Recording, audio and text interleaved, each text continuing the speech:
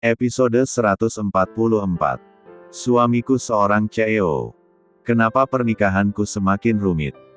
Ucap Lupita datar, seakan ada yang mengganjal di hatinya. Segala persoalan jangan dibuat rumit, orang berumah tangga itu kata orang banyak ujiannya. Ya ujian itu datangnya dari mana aja. Ingat, suami itu juga titipan. Kalau nggak diambil Tuhan ya diambil pelakor. Sejurus kemudian Ines terkekeh seraya menutup mulutnya. Lupita terbelalak dan melototi Ines. Kalau diambil Tuhan itu sudah takdirnya, walau aku belum ikhlas, tapi kalau diambil pelakor aku tidak akan tinggal diam. Tangan Lupi mengepal. Ya sudah nanti kau tanya baik-baik saja, mungkin suamimu banyak pekerjaan yang tidak kau ketahui Lupi. Kalau bicara emang gampang, padahal kau sendiri punya masalah dengan William. Sindir Lupita. Oh iya kemarin kau bilang mau ceritain kenapa tiba-tiba putus sana William. Hufet. Kenapa nggak fokus masalah kamu aja, Lup? Hei kita ini sahabat, harus saling mendukung dan mencari solusinya. Mana tahu setelah kita curhat akan dapat filenya. Rangga mengajak aku menikah. What? Serius? 3 hari yang lalu, tiba-tiba dia datang menjemputku. Katanya ayahnya masuk rumah sakit dan ingin bertemu denganku. Karena orang tuanya yang meminta aku setuju ikut dengannya. Setelah bertemu dengan ayahnya, Pak Tono meminta aku menikah dengan Rangga. Terus kau jawab apa? Aku menatap Rangga sinis dan mengalihkan pembicaraan karena tidak ingin menyakiti bapaknya. Tapi kau belum jawab iya kan? Tidak, aku belum memutuskannya. Tapi, setelah aku keluar dari ruangan rawat inap Pak Tono, aku meminta penjelasan padanya. Rangga memohon dan bersimpuh di kakiku untuk menerima lamarannya, dengan alasan bapaknya mengalami sakit jantung stadion 4. Rangga bersimpuh. Maka dari itu kau menerimanya dan memutuskan William. Bukan seperti itu Lup. Karena Rangga terus bersimpuh dan gak mau berdiri sebelum aku menerimanya, aku terpaksa mengangguk karena malu orang-orang di rumah sakit menatap ke arah kami, ada juga orang curi kesempatan dibuat video. Kau sudah jelaskan semuanya ke William. Bagaimana aku mau jelaskan, kalau William selalu emosi dan marah-marah. Pasti marah karena cemburu. Menurutku, William terlalu protektif dan ia seorang perfeksionis, di matanya harus sempurna dan tidak boleh ada kesalahan. Kau benar. Sifat William di samping tegas dia terlalu protektif. Pasti kau tidak akan nyaman menjalin hubungan seperti itu. Dan dia selalu mencari kesalahan aku, seperti ponselku lobet, dia bilang sengaja tidak diangkat karena aku bersama Rangga. Sementara dia di C1 mesra oleh si Pirang, tapi tidak terima aku curigai. Benarkah William di C1 sama wanita bule itu Lupita melongo? Ini lihatlah. Ines perlihatkan foto William bersama Margaret. Terus saat kau tanya apa jawabannya? Dia bilang, wanita itu mau jatuh karena heels runcingnya tersangkut rel pintu lift, dan katanya Margaret nggak mengsatuumnya. Entahlah aku nggak ngerti alasannya. Kalau dilihat dari sudut pandangku, wanita itu memang sengaja dan pura-pura hak runcingnya berada di rel pintu lift, dia yakin William pasti akan menolongnya. Karena William ada bersamanya. Coba kalau tidak ada William mana berani dia nekat begitu. Jadi secara halus William dijebak. Yups. Dasar wanita licik. Ucap Ines geram. Aku harus waspada, sudah pasti si rambut pirang itu akan melancarkan aksinya pada suamiku juga. Kau benar Lup. Kau harus waspada kalau gitu. Nggak ngangka sahabatku pinter juga, bisa menganalisis sebuah foto.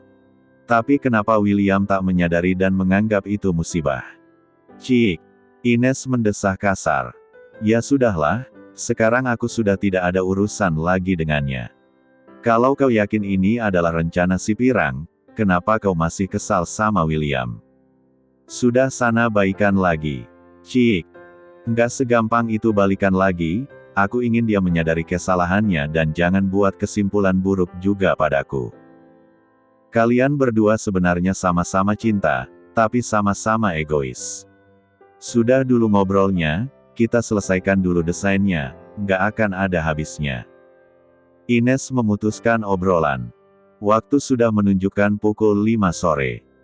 Lupita menunggu kabar dari suaminya, namun tidak ada kabar juga. Ia menelpon Harlan tapi tidak diangkat juga. Gimana Lup? Tidak diangkat juga. Ucap Lupita kecewa. Coba kau telpon William.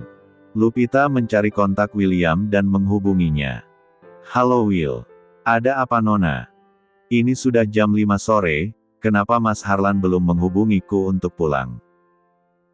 Maaf Non, kami masih meeting di luar kantor, sepertinya masih lama, Nona bisa pulang dengan supir kantor, nanti saya telpon supirnya. Lupi menghempaskan nafas kasar.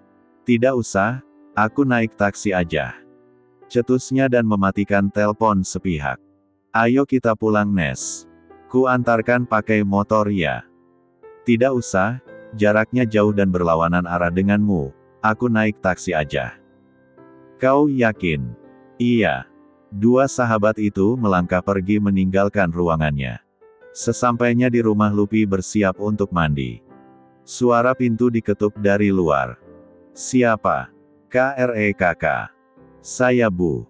Iya kenapa Mbak? Mau saya siapkan makan sekarang Bu? Nanti saja tunggu suamiku. Baik Bu. Lupita masuk ke dalam kamar mandi. Setengah jam kemudian ia keluar berbalut kimono. Lupi membaringkan tubuhnya sambil menunggu suaminya pulang. Rasa gelisah membuatnya tidak bisa tidur. Sudah jam 9 kenapa Mas Harlan belum pulang? Teleponnya sekarang malah tidak aktif, kenapa aku merasa ada perubahan pada suamiku? Aku tidak boleh overthinking. Karena lelah menunggu, akhirnya Lupita ketiduran. Suara gemericik air terdengar di telinga Lupi. Ia membuka matanya yang terasa berat. Satu tangannya mengucek-ngucek matanya seraya terduduk di ranjang. Sosok pria yang sejak tadi ditunggunya sudah berdiri di depan Lupi dengan handuk melilit di pinggang. Sayang kenapa bangun? Kenapa jam segini baru pulang Mas? Tanya Lupi, lalu berjalan ke lemari mengambil kimono dan memberikan pada Harlan. Baru selesai meeting, ada proyek baru yang rencana akan dibuat di Kalimantan. Lupi duduk di tepiran, yang, seharusnya Mas kabari aku dulu, biar aku nggak khawatir. Sudahlah sayang, aku benar-benar sibuk banget, seharusnya kau paham pekerjaanku banyak menyita waktu.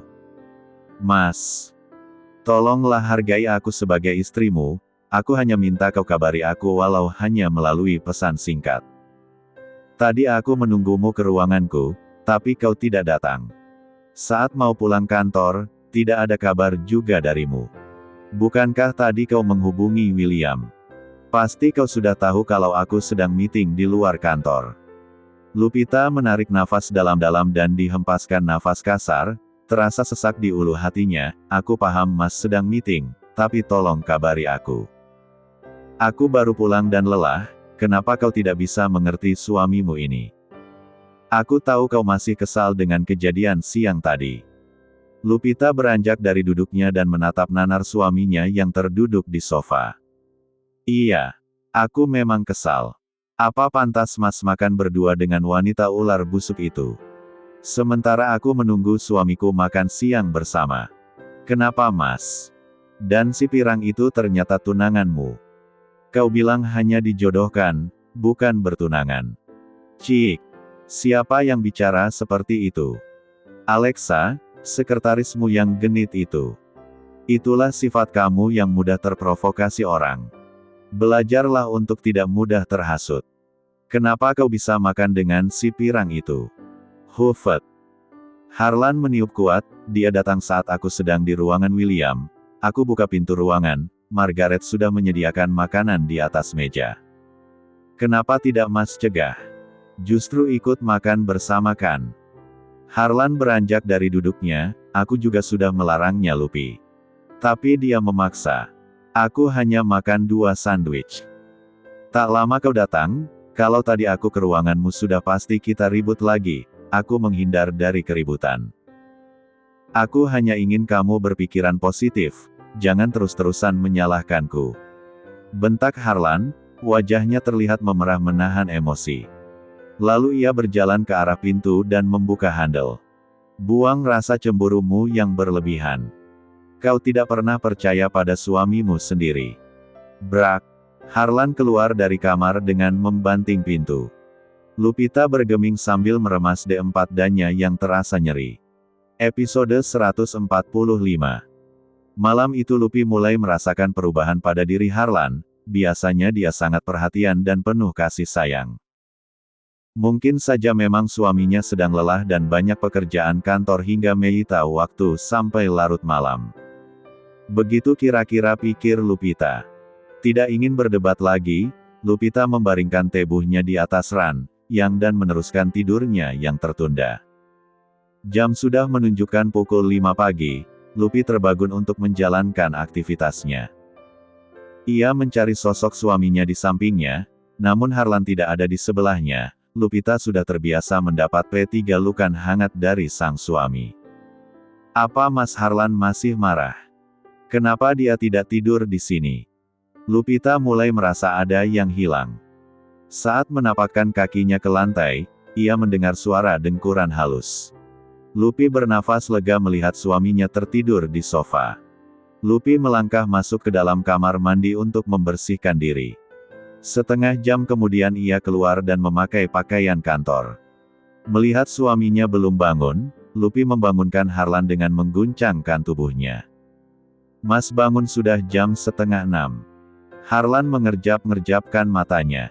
Akhirnya ia terduduk dengan rasa kantuk yang belum hilang. Aku buat kopi dulu, baju kerja sudah aku siapkan.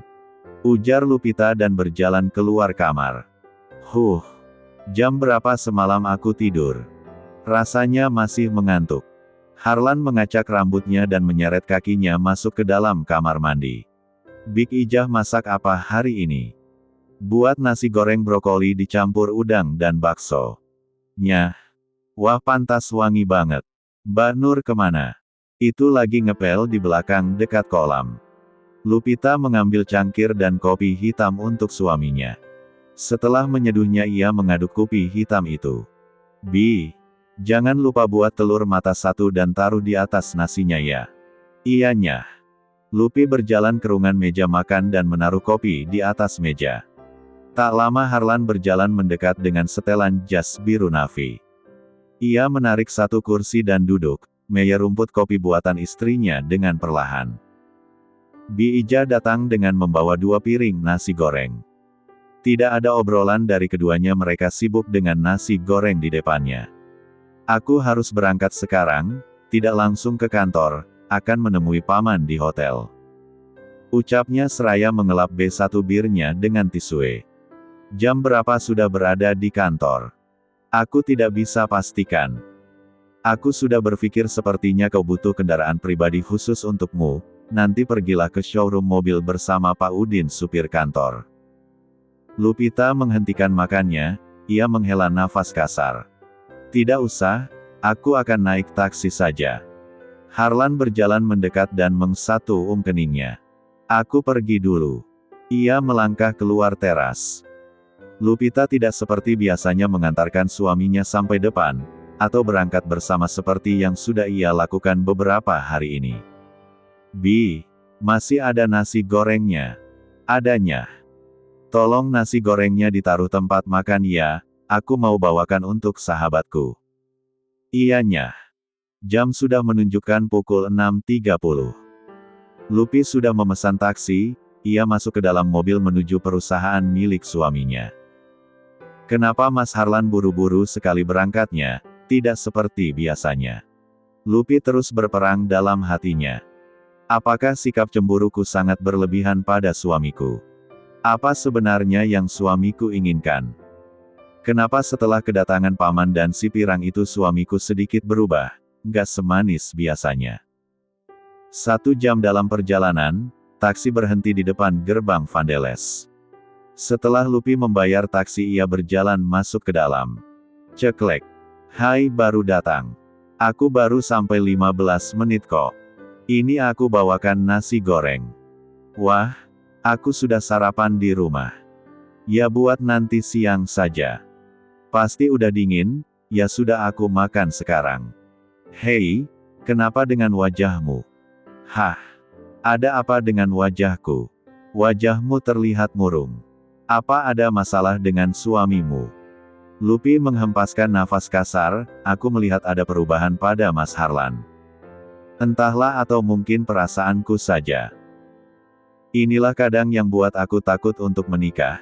Meski umurku sudah cukup, harus menyatukan dua pribadi yang berbeda emang tidak mudah, penuh kesabaran dan perjuangan untuk menuju tangga berikutnya. Imbuhnya seraya memasukkan nasi goreng ke dalam mulutnya. Jadi sekarang kau mau kembali lagi sama mantanmu atau balik lagi dengan William? Tidak dua-duanya. Aku memilih untuk sendiri. Lupi berjalan ke arah jendela dan menghirup udara dalam-dalam. Dulu aku berpikir tidak akan menikah secepatnya ini.